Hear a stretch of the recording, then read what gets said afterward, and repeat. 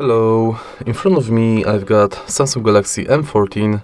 In this video I'll show you how to find and manage display settings. In the beginning, let's go to settings and go to display.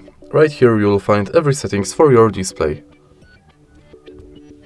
Let's start with the top of the list, where you can change display mode between light and dark.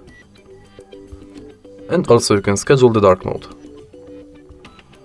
Next, you can change brightness level of the screen, enable or disable adaptive brightness,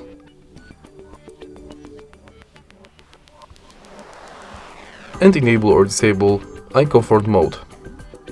Also, you can schedule it and change its temperature. Then you can change font size and style,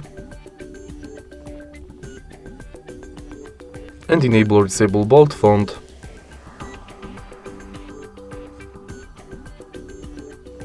Next, you can enable or disable screen zoom, enable or disable full screen mode for apps, and hide notch in apps. Then you can change screen timeout between 15 seconds and 30 minutes, change navigation bar between buttons and gestures,